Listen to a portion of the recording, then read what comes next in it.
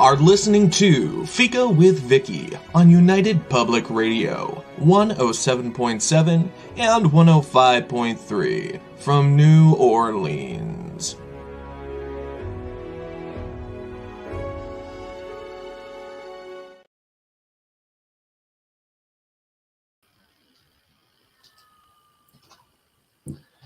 Hello, everyone, and welcome to Fika. Our guest today, visiting from Fort Lauderdale, Florida, is Barbara Venkataraman. Barbara is an attorney and moderator specializing in family law. She's also the award-winning indie author of the Quinn Mystery Series, a memoir, The Accidental Activist, Justice for the Groveland Four, which she co-wrote with her son Josh about what he learned, exonerating four men. Just have to excuse me for a minute. I was just chatting with Barbara earlier, so it's hard to get back on track here. But a memoir she co-wrote with her son Josh, exonerating four falsely convicted men of a terrible crime. There's an essay collection, short stories, flash fiction of 100 words,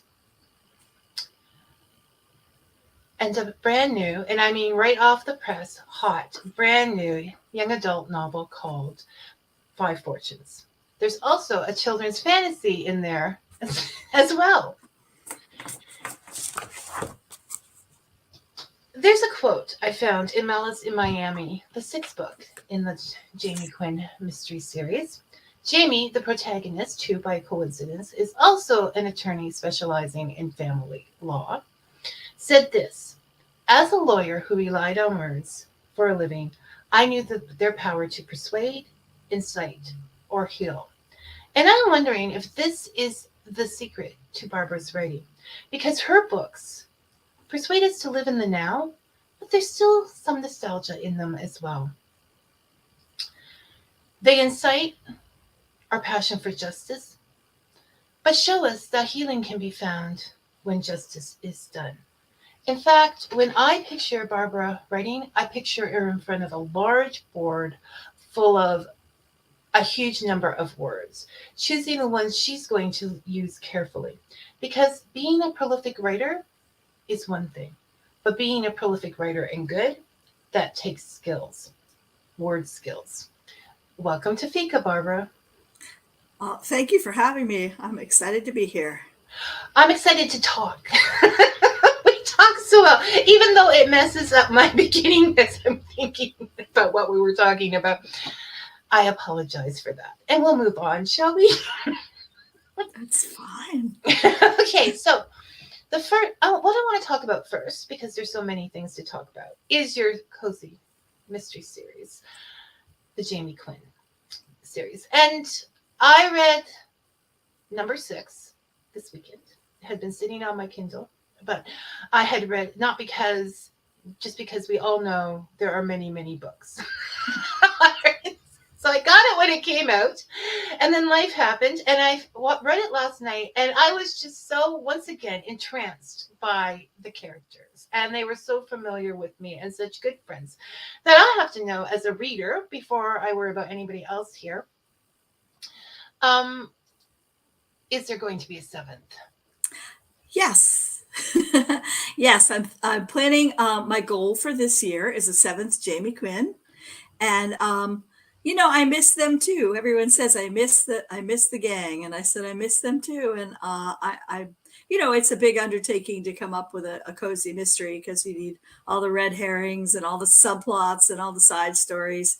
But I'm definitely planning a seventh mystery this year. And we already have a comment, a question, or is a comment sort of as a question. I'd be thrilled by the idea of Barbara Venkataraman and Carl Hyson collaborating on a book together. Well, I'd certainly be thrilled too, but I don't know that that's in the works. But That's a very good comment because I'm influenced by Carl Hyacin. Like the fact that he writes about Florida, he writes about great kooky characters who live in Florida, and he's a really keen observer of the absurd.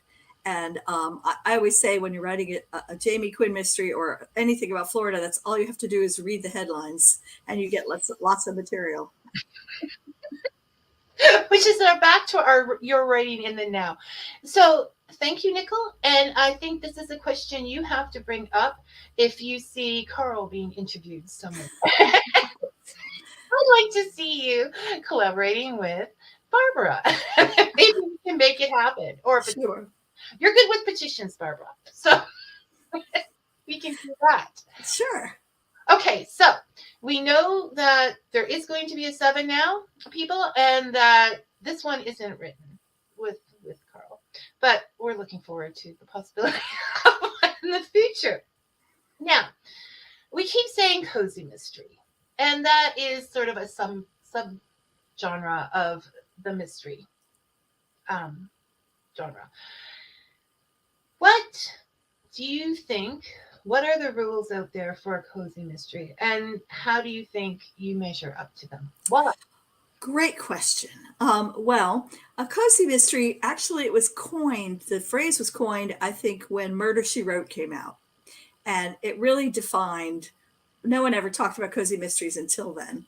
And it defined what a cozy mystery was.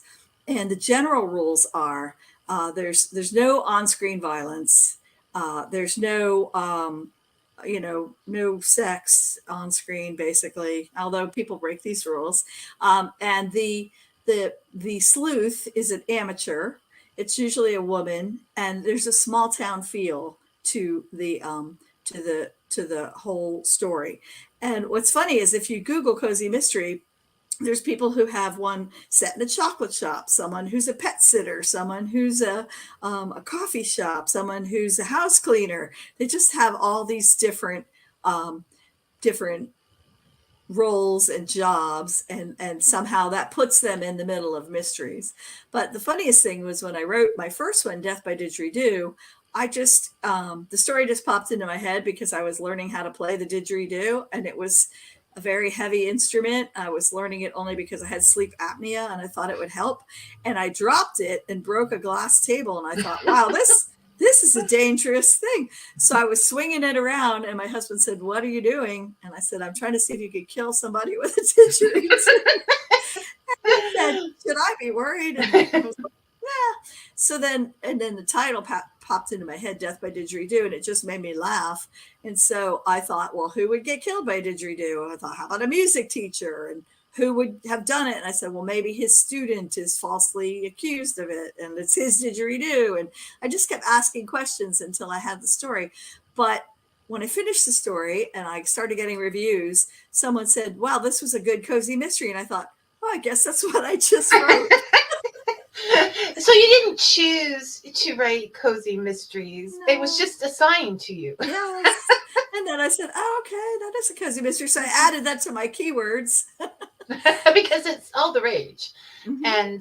And so so things like you don't do any of the no's. It has that small town feel, even though it's sort of a suburb, but it still has that closeness. Yeah, I think so. I mean, I set it in Hollywood, Florida, which is a smaller town, and it's south of where I actually live, but it does have kind of a small town feel, and it's a smaller population, and you do run into the same people all the time, and that's why, I could discuss how the streets are named after famous people and how they do things in Hollywood.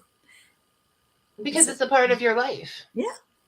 Just as Jamie being coincidentally an attorney specializing in family law. Well, I did write about what I knew about. And I have heard a lot of crazy stories over the years of people getting divorced and what happens. And so, it gives you write what you know, right? And I think that Jamie being in that position does lend to her getting involved in these things. It's not far-fetched. It's far-fetched. You always have to suspend your disbelief a little bit. But in general, it's a good thing. Okay, so now we're going to get a little deeper. Are we ready to get deep?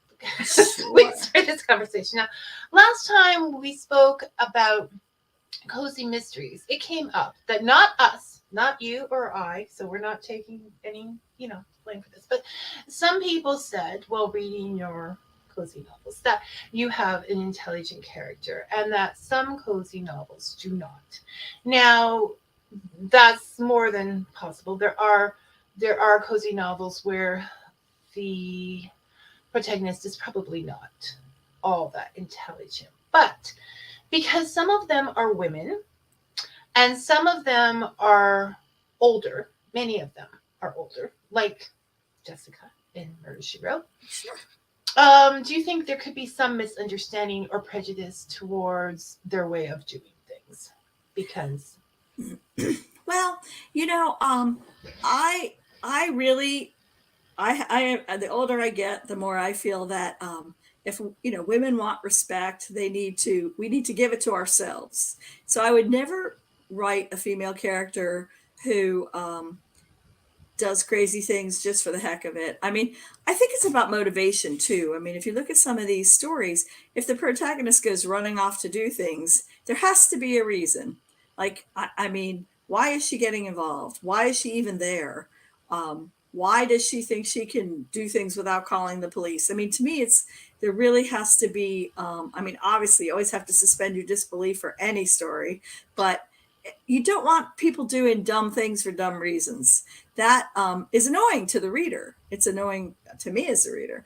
And I don't like protagonists who are, female protagonists who just act ditzy. You know what I mean? I just, to me, it's not a character that's likable to me if they're ditzy or spacey or doing things that are crazy for no reason or going off on their own, thinking they know more than the police. I mean, I try to give reasons for why things are happening or why Jamie's in a particular place or why she even has an interest. I mean, each book, there's someone close to her that is involved in the mystery and that she wants to help, like her cousin or her boyfriend or, her client, so there's got to be a reason for her to even know anything about it or be involved. And so that's how I try to frame my stories. So, like a rebel without a cause, a character without a cause is not going to come across as intelligent. And that is the writer's responsibility. So when we talk about lack of intelligence, we're talking about the teenagers at a party going into the basement alone during a horror flick. Okay, so that is what they're saying when it comes to intelligence. To clear that up for people. Sure. It's not about the character themselves not being intelligent. It's about their actions. Right. Taking crazy risks for no reason or doing things that make no sense. Yeah. And Jamie would never, ever do that because we know taking risks is not her thing. No. Which brings us to, and Brian, right on time with his question, is perfect. So we're going to move up Brian's question here. Okay. So I was going to ask in my words, I know Brian, so I can do this. I was going to ask in my words, Jamie grows a lot as a character, like a lot in the 6 books that I've read so far. And that is so important to a book. Did you plan that or did it just happen organically? And Brian is asking basically the same thing. As a writer, are you a pantser or a plotter? That is a great question. When I'm planning a story, I have the basic idea, this is what's going to happen. And I know the end, I know where it's going, but the middle's very mushy and things can happen and things can change. And sometimes I get very surprised, like with Jeopardy in July, it's set at an old folks home and Jamie's in the lobby in the opening scene waiting for her clients that she's supposed to meet. And she strikes up a conversation. Well, actually somebody there strikes up a conversation with her. And he was just supposed to be sort of a funny little, aside. And he turned into a major character. At some point I got stuck in the story and I thought, Well, what about the guy from the beginning? He lives there. And he could really fill this spot. It's sort of like a painter with a palette, and you just say, what color can I use next? And then you say, oh, this one will work. And so I think that's also like, I don't know if anybody watches Supernatural, but it's like a quiver full of errors, right? I was going to ask you that because it comes up in your. Yeah, I love Supernatural. So a quiver full of arrows, and so you can always pull one out and say, I could use this character for this role and this episode, and we can have a whole scene about him. So it's just choosing your tools. But I mean, I do always know where it's going to end up, but sometimes I'm not sure exactly how we're going to get there. So you have the destiny. Yes. The destination, yes. But it's the journey that's the question. I think that's quite common in writing, is that, it's a dance, right? Plot. Yeah. What happens, plot, what happens. Right. So, yes, Supernatural. It came up. It was in my, I was going to say, are you a Supernatural fan? Because, Die Hard here. Yeah. Die Hard. I've watched all 13 seasons. Well, I kind of laid off for a while because it was getting kind of, but then I went back and it got better, and them's the boys, right? Like, you have to.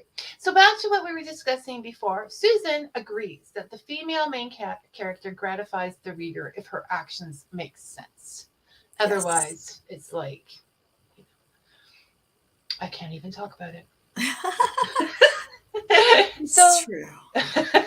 Brian, again, does your training experience as a lawyer help with the skill set required to be a writer? I think it does, because, a lawyer's tools is basically their words. I mean, and their knowledge. But, when you write a brief, you're persuading somebody, or you're writing a motion. You're persuading the reader to accept your argument. And I think that every story is a persuasion. It's like, listen, I need you to believe that this is what's going to happen, and it makes sense, and this person is going to go this way, and that's what's going to happen. And so I think every writing is persuasion. But of course, I can't be humorous when I'm writing as a lawyer. And I much prefer to be humorous if I can. You do it so well. Thank you. So yes, it is, when people say you're talking about your characters like they're real. Well, if you don't believe they're real and don't persuade yourself they're real, you're not going to be able to persuade them. So it starts right from your lovable characters. Okay, Barbara. Now I'm going to ask another question that is sort of about writing and the timing of your books. Now, as I said before, your writing is right now. Like, sometimes I've heard it said, oh, you can't go off, you date your book, you do whatever. And I'm just reading it going, oh, I love you, Barbara. You're just going for everything, the quotes, the everything. I am here in the now. Now, recently we had a different way of living back in 2021. And I noticed that your book, Malice in Miami, would have been written during that period because it came out in 2021. Mm-hmm. Now, at that time, I was thinking, and I'm sure other writers were, it's kind of difficult to write right now because you're thinking, but what if people continue to wear masks forever? Mm-hmm. Or what if they're just so upset about this, they never want to think about it? Like, how am I going to write about the now? Now, you chose to write about the now as if it was just nothing happening out there. You just went with it. How did you make that decision? That was a very, very tough decision, because I was in the middle of writing that book, and I thought, things are so different now. Should I reflect that? Should I encompass that? And I decided that I remembered what a lot of readers have said in their comments to me, is that I read your books to escape. If I wanted reality, I could turn on the TV. I could get reality looking out my window. And so, I just thought, you know what? I'm writing this for me to escape, and I'm writing it for my reader to escape. I just feel like let's all pretend we're still, that, and it was a risk because I thought, you're right, we could have a different way of life permanently from now on. But, I just couldn't, it didn't make sense for the story, and it wasn't going to be pleasant for me to write it that way. And so I just thought, I'm just going to go for it. Like, the before time or whatever, and pretend we're not in it.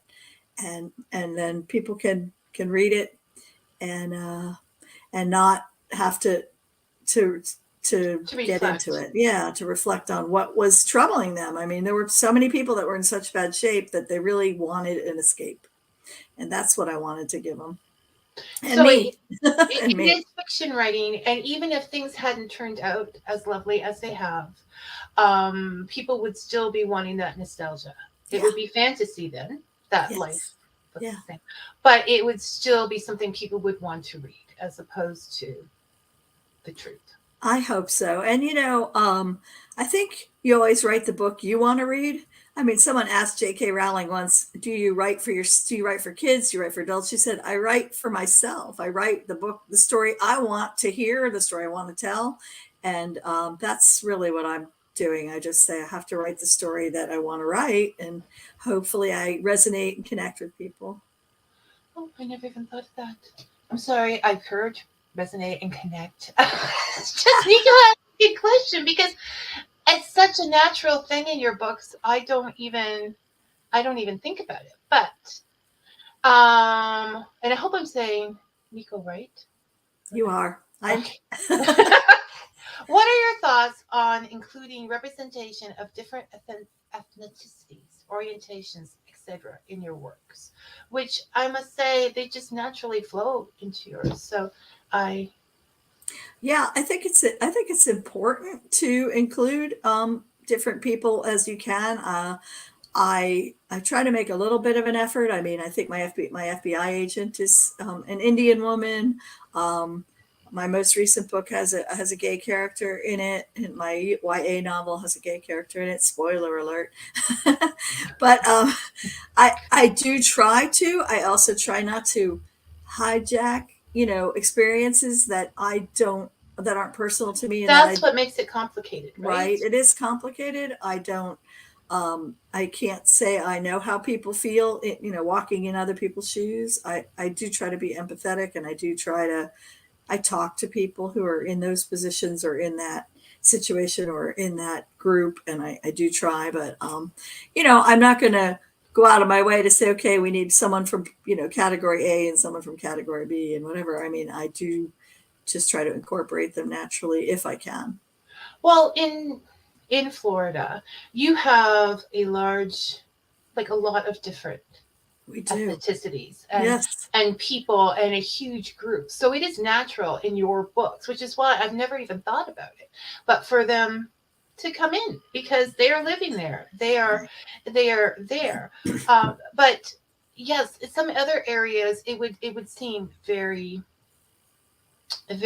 purposely done. Yeah, I don't want it to look forced. I mean, there's a Haitian artist in Engaged in Danger, but that, the child who was adopted is a mixed race child, and one of her relatives is looking for her. And so the artist in that book, who happens to be a relative, is a Haitian woman, a Haitian artist. And so, yeah, I mean, I try to, where I can, fit in the different aspects of living in South Florida, because there really are a lot of different groups here. Okay. I'm going to address historical Niagara because I'm married to him. And Susan's okay. We already saw her comment. That's why we're not commenting on it. Okay. Here's a lovely one for you from Cynthia. She loves your books. Aw, thank you. Made my day. Well, the interview made my day, but that made my day double. And your day's going to get even better because Linda says she's looking forward to more. Okay. Like the 7th Jamie Quinn, right? Yeah. Linda? We all want to see that. Yes. Okay. So moving on. We have to move on. There's lots of stuff here, Barbara, although I could just sit with Jamie Quinn all day long. Now, Accidental Activists, Justice for the Groveland Four, that you wrote with Josh, is wonderful. And because of shortage of time, we did a long interview, including Josh, last time we talked. So if anybody wants a lot of background on there and to hear from Josh, just go to YouTube, Victoria Young Benison, as you see on the cover, and there it will be. Not trying to push the YouTube channel, just trying to push Josh, okay? because it was a great interview. So do you want to give us a little synopsis on that, and then I have a question. Sure. So our son Josh, when he was in college, he read a book called The Devil in the Grove, and it was a Pulitzer Prize winning book about a terribly racist event that happened in Florida in 1949, where 4 young Black men were accused of a heinous crime that they clearly did not commit. And they were tortured and beaten and murdered and incarcerated and convicted. And then Thurgood Marshall came to represent them and was able to overturn the conviction on appeal. So the sheriff took the 2 men out into a field and shot them. One of them survived, and he was reconvicted. And it was just, it was a terrible thing that because of whitewashing, we had heard nothing about. I mean, I'm a Florida native. I'd never heard about Groveland. And it took this author, Gilbert King, he got the FBI files reopened, and he did 5 years worth of research, and he wrote this book, and it won a Pulitzer Prize, and it became part of, the curriculum, which may not last, but it did become part of the curriculum at the Florida University. Josh, our son, read it, and he was so just horrified and moved by it. He said, I really want to help these families clear the names of their loved ones who were all gone at that point. So, it had been like 69 years, and, nobody had been able to get them pardoned. Not even this Pulitzer Prize winning book had moved the needle. So when Josh said, well, I think I'll write a petition, I'll start a petition, I thought, well, that's really admirable, but you aren't going to move the needle either, right? I mean, so I helped him find the daughter of the youngest man, so Charles Greenlee's daughter, Carol Greenlee, and they teamed up and they started a petition. And Josh was always a stubborn kid, and I didn't realize how much his stubbornness was going to come into play, but he would not take no for an answer. And anytime he hit a wall, he would find another way around it. And it took 4 years, but eventually they were all posthumously pardoned. And it was amazing. And so we kept telling Josh he should write it down so he doesn't forget. And also, it was such a great lesson on how to be an activist. Here's a kid who doesn't have money, knowledge, experience, connections, nothing. And he got this done. And so finally, I said, okay, I'll help you. And so we co-wrote this book that doesn't tell the whole story, because that was told by Devil in the Grove, but it's really a primer for activism and how to be an activist wherever you are. I mean, pick a cause and go for it. It's amazing what you can accomplish, and how many people joined the fight, and how fortuitous some of the connections were. Someone popped up who said, I can help you do this, or I can help you do that. And it just seemed like the right person at the right time. And it got done. And then they also got exonerated. Their names were cleared after that. And it was amazing to see. I was so proud of him and so happy to be able to just see history being made. And that, I think, as you pointed out, is the importance of this book. And this is definitely why I want to bring it up, because at this time, there's been so much going on in the world. And there is so much, but I've always thought, put it away unless you can do something active about it. If you can't take action, then, there's nothing you can do. And so this book, I think particularly for young people, it goes through, contact this person, even if you're afraid to, because they're this big, great, name, and you're just this, contact them anyways. It's just, go ahead, and it has every step along the way of what Josh did. So yes, it's the primer on activism and still living your life. Like, I want to go in. Josh has done this amazing thing that nobody was capable of doing. But now he's taking some time to live his life. Right? That is true. He is true. Yeah. No, but social justice is always something he wants to, to work on. And, this was a really amazing thing that happened. And, but it shows you that anybody can do anything if you just keep, there were so many times they could have given up or said, forget it. And it's just like, it's just not an option. So I would say the lesson is choose what you're going to do.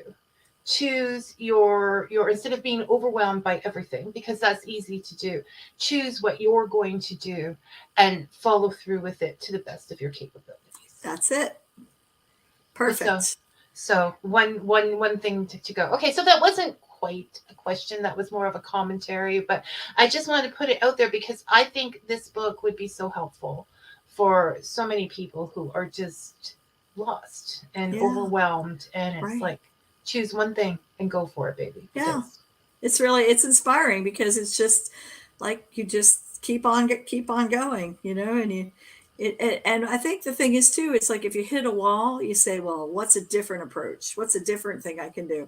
And sometimes it's just a matter of timing. I mean, sometimes you just hit a wall and you just had to wait a little while, and then, but you have to always be open to the opportunities. Like, is this an opportunity? Is this can this person help with this cause? And you never know. I mean, it's a lesson for life. Really. Yeah. If you want to get somewhere, this is the way to go. Just ask for help. Ask anybody. And I would. Well, and it wasn't short. It took how many years for him? 4 years. 4 years. 4 years. When you're young, 4 years is a long time. It is. It's like a lifetime. So, right? So stick with it and keep doing what you're doing. Exactly. Okay. Hi, Josh. Hope you're doing good. There it goes. Is there a place for social justice issues in fiction while still keeping the story readable? With Barbara? Oh, yes, there is. Malice in Miami. She is being so good today. I'm not saying good. I mean, she's staying on topic is what I'm saying. Okay. So yeah. Barbara. Well, I think if you read Jamie Quinn, you would answer that question in the affirmative, because she's always trying to, throw in some social justice issues. In one case, her father is an immigrant who's trying to get his visa, and so that gave me the room to talk about immigration issues and talk about what people are going through, from the point of view of an immigrant.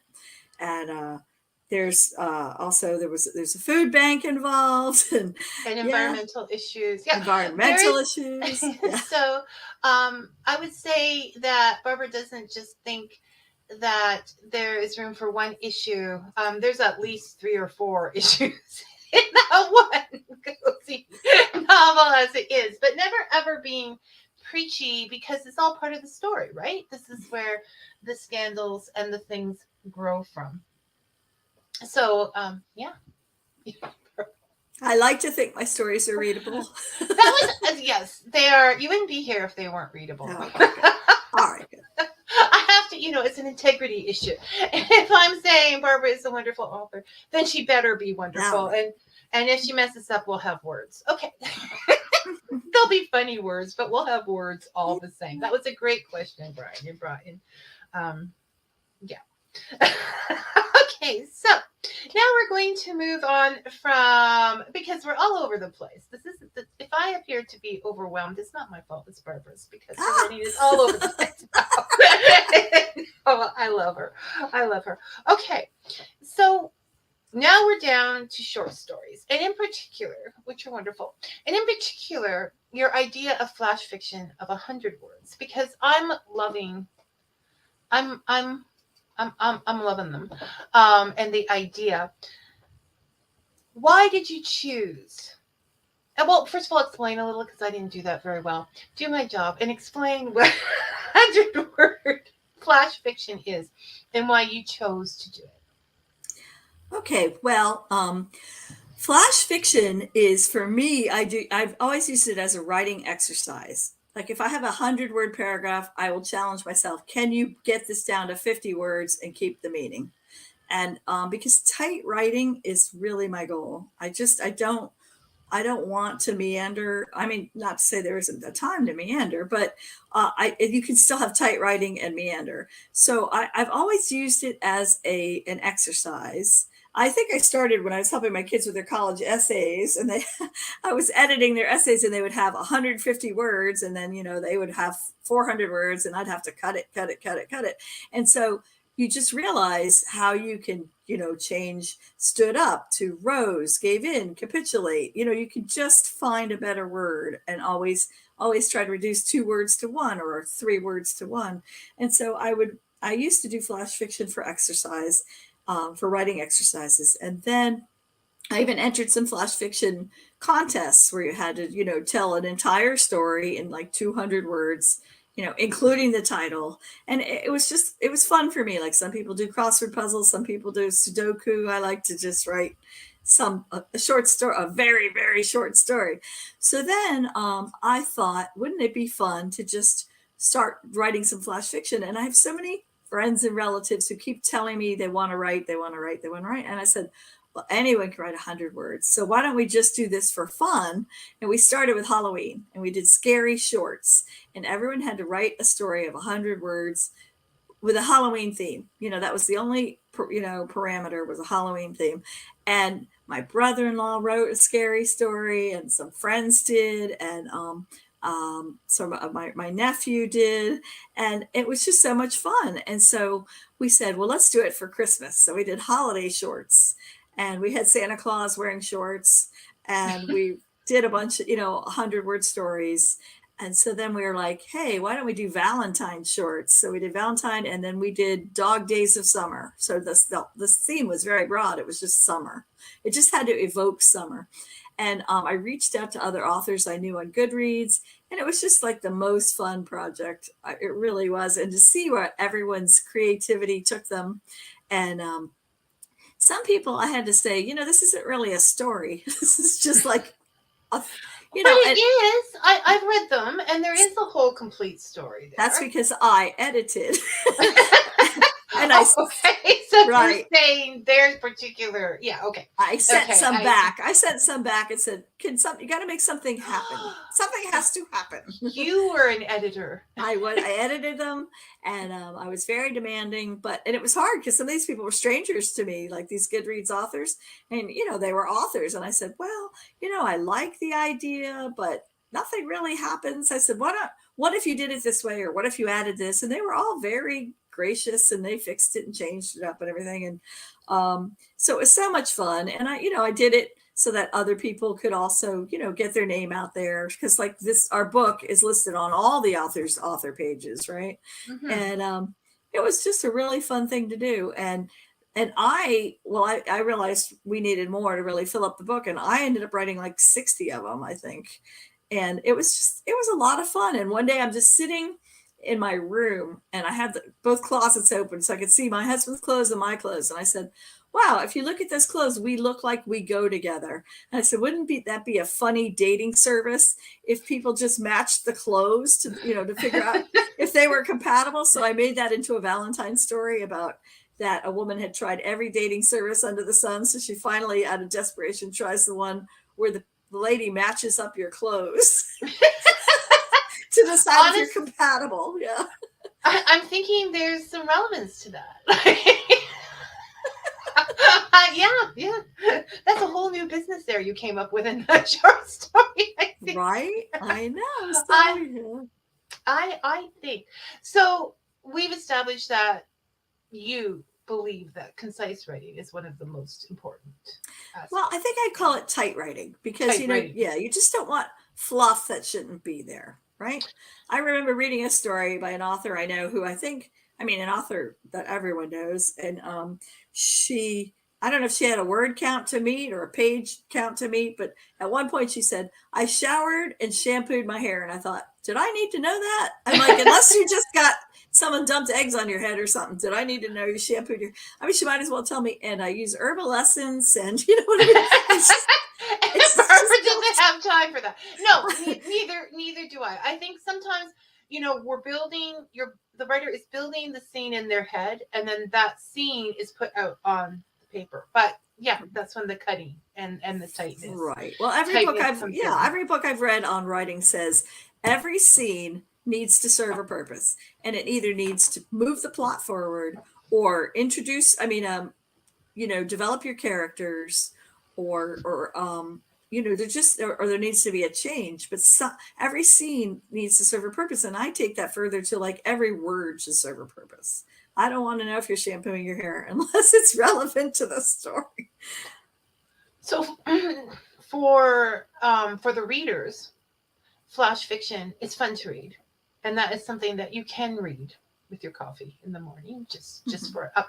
But it also hopefully will make that writer's reading that writer more enjoyable, because you're not taking time to read about what kind of shampoo they're using. Right.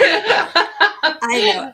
And flash fiction doesn't have to be 100 words. It can be anything. I mean, there's flash fiction, 200 words, 250, 300. I mean, that's still flash fiction. It's saying it's up to 1,500 on the site, which is why I say 100 words, because I don't want people thinking this is like 1,500 words. No, this is being put off in 100 words, a complete story. And that does take skills. So check it out, try it. I mean, like you said, it's something anybody can write 100 words. And it's fun. It's fun just just as a writing boost, right? As a little remedy, because I'm sure a lot of people get bogged down in that same plot, that same story, day in, day out. And a lot of people need to write for their livelihood. They writing is part of their, and to be able to write clearly and so that everyone knows what you mean without like saying, did they mean this or did they mean that? I mean, and to write concisely, it's an important skill for everyone to have. Also to write persuasively, but you want to be clear and you want to be concise. And so I challenge anyone to take 100 words or 200 words that they've written and cut it in half. Like, see if you can condense it down, because punctuation is your friend.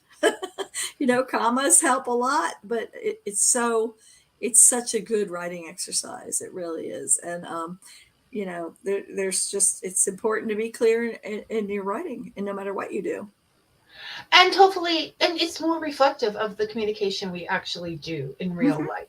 That's true. Yeah, well, some people go on and on about their shampoo, and then you can still give a lot of information. Like, here you are, a woman who's like, tight writing, that's it, people, we're just going there. And you still dealt with a murder, relationship, 3 social issues, all friends, all in your last book. And you know what? On the topic of shampoo, I am guilty, because at one point I said someone was freshly showered and their hair smelled like coconut. Okay, so I did use shampoo, I guess, but it was part of the story that they had just come from a very grungy job and had taken a shower and they smelled like coconut, because you want to bring smells and tastes and senses into things. Atmosphere, it creates right. But I thought that's more important than saying she showered and shampooed her hair. Anyway, that's just my goodness, you do think about every word that you use. She's still thinking about that one. Should I have said it was coconut? I'm obsessed with shampoo now. Okay, so we talked about the 100-word flash fiction, the essays. We have a flash fiction in a comment. Okay. Every word is sacred, every word is great. If an editor removes anything, the author gets irate. But your guys didn't get irate when you showed them a better way. Which is the question: do you use? I don't know if you need to. You already took out all the words. Do you use an editor yourself, like a professional editor? Hire someone, or you've worked with words so much that. Yeah, I don't use an editor. I edit as I go. Also, that comment, I do like haikus. I think that's excellent. it's an excellent exercise, and it's also poetry is good for the soul. So haikus are good therapy.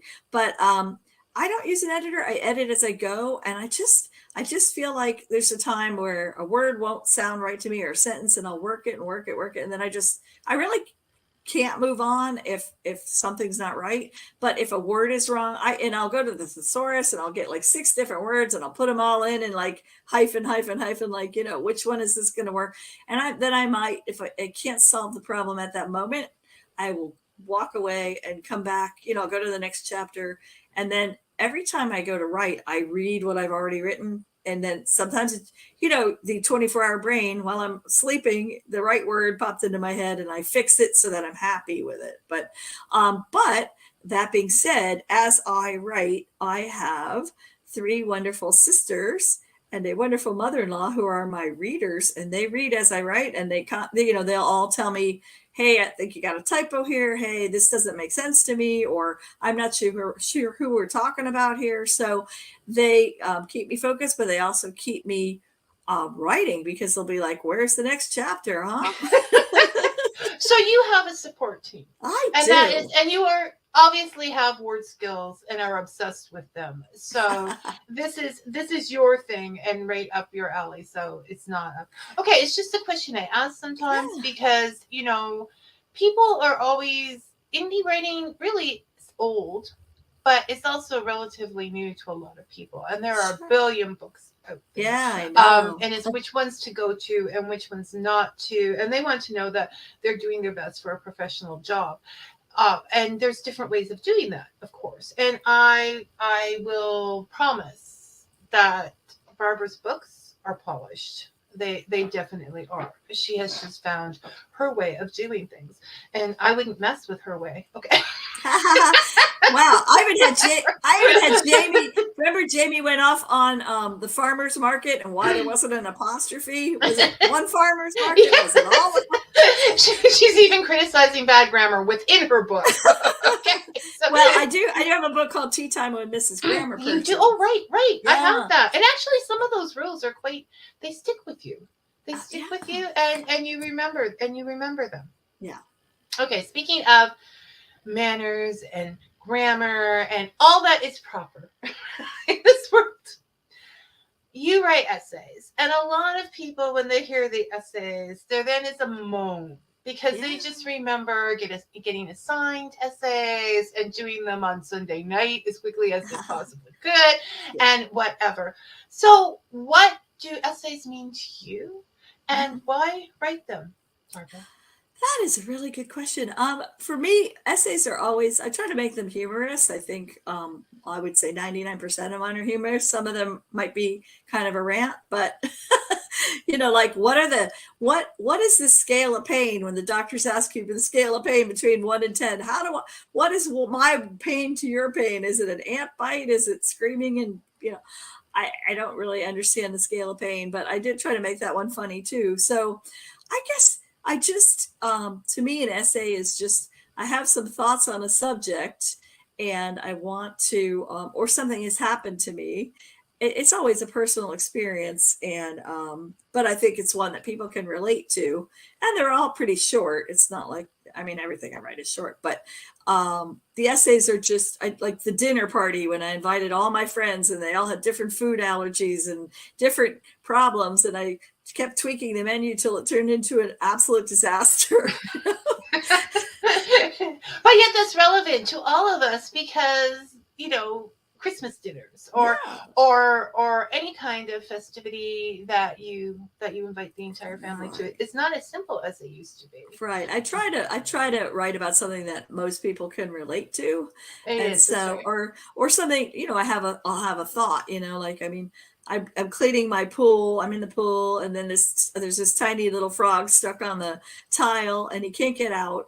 And so I give him my finger to give him a boost out, and he decides he likes my finger. So we clean the pool together. We just go around the pool, and he's sitting on my finger, and I'm just thinking about the frog. And then so I started doing funny stories about the frog. But then at the end, I was thinking, hey, this frog was going to eat mosquitoes that have diseases, and I know someone who had a mosquito-borne disease. I'm like, listen, you got to get off my finger. You got a job to do.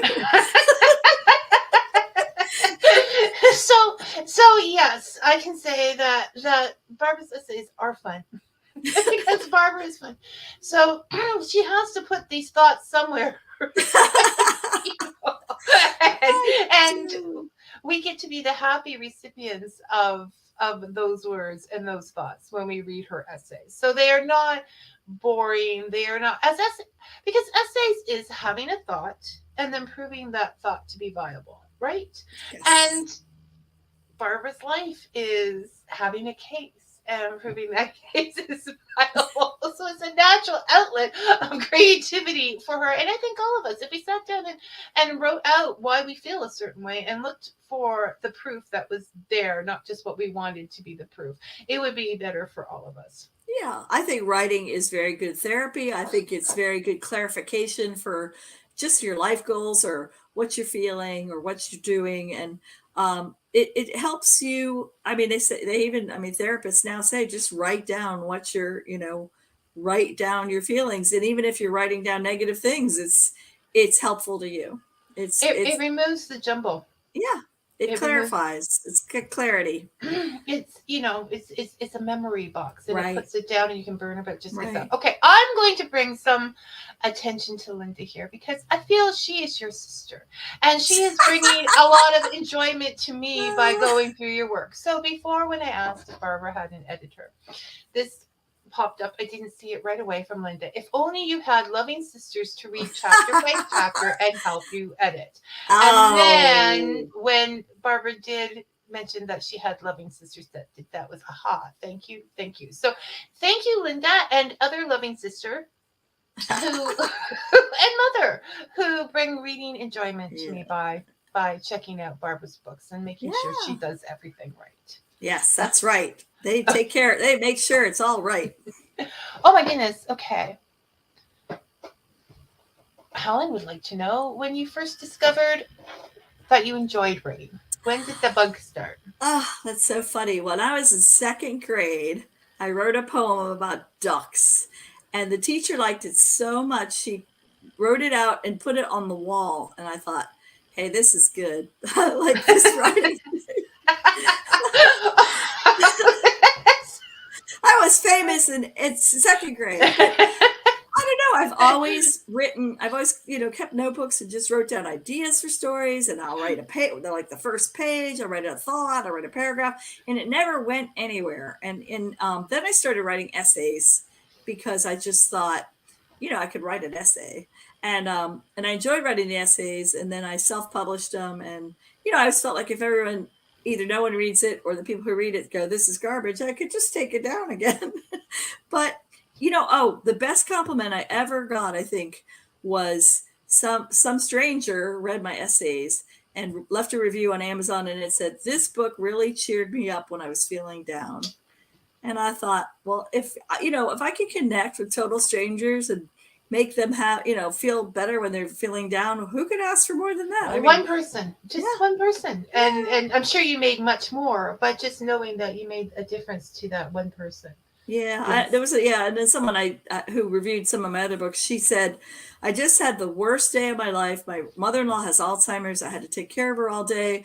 I had no reason to laugh my entire day. And then I sat down and read your stories, and it made me laugh. And I want to thank you for that. And I was like, oh, that's what I want to connect. That is really why I write, is just to connect with people and, and give them a laugh, give them a smile, have them walk away, their escape from reality. Why not? So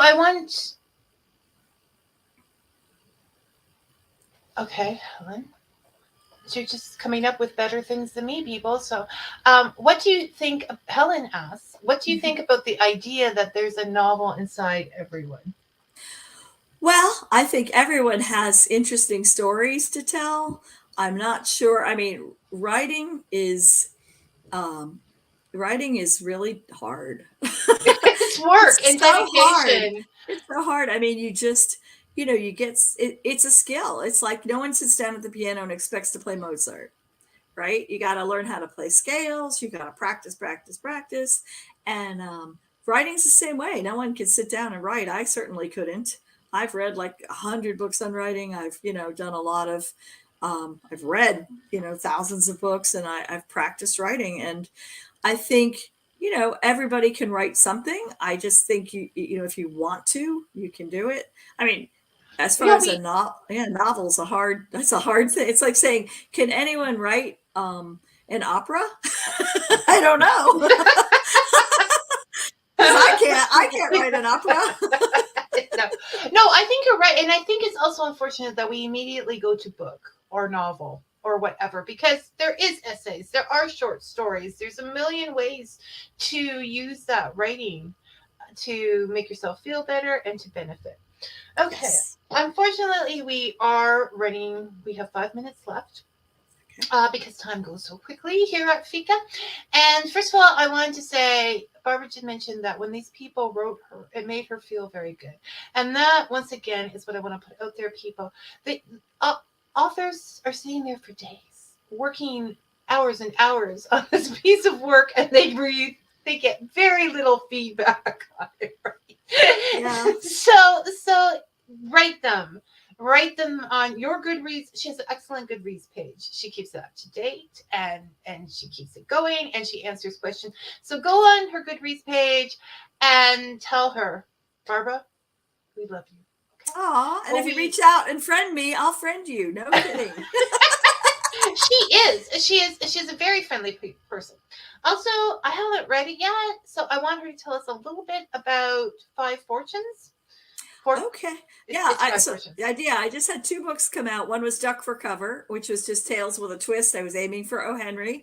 And then Five Fortunes is a story I started 8 years ago with my niece. We were just brainstorming, and we said, let's write a story about 5 teenagers who get their fortunes from, a machine in the arcade, and how those fortunes change their lives. Like, not in a magical way, but in a way that some of them believe them, some of them don't. They start deciding whether these fortunes are affecting their lives.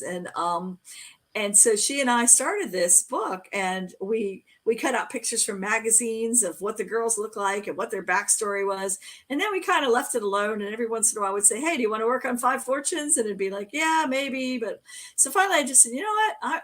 I'm really daunted by writing about 14-year-olds, being 61 myself, but I will channel my inner 14-year-old. And I remember all the drama of Friends and arguing with my mother. And I thought, I can remember what it's like to be 14. So I Googled what they wear and what they say, what they do. And I wrote a story about 5 14-year-old friends and what they go through with their fortunes and their lives. And it was a lot of fun to write. And I even got a 14-year-old who said she liked it and she was going to share it with her friends so they could all talk about it. So that was really exciting. Fantastic. And it's a great premise, because things do get into our heads that make us. So maybe I'll have to try it. Maybe I will. Okay. And I want to send, Helen says, thank you for this interview. Oh, it was my pleasure. And I think, we're all saying thank you because it's so much fun. Oh, I love chatting with you, Vicky. You're so much fun. I have to bring people closer together. No, we have the little machines, and when you're close together, you never ever seem to have time to actually meet up for coffee or anything. Anyways, because everybody's so busy. So this is great. Get that next book done, and then I can bring you back. I can bring you back to talk about anything that you want to talk about, Barbara. So take care. And thank you so much. This was so much fun. I'm wishing you guys and Josh well. Okay, always. Okay. Okay. So we're going to say goodbye to Barbara now. Bye. Bye. And like magic, she's gone, and I am bigger than normal. Okay. Next week, our guest will be Rat Gervais, and for something different, he writes fantasy action. Fantasy action series. The Last Witch of Rome and Children of the Sphere. So I love The Last Witch of Rome because I think there should be a whole genre of female gladiators and warriors. I mean, I've been hooked on that since Cena. So until then, may your coffee be hot and your story sweet. Thanks for listening. everyone.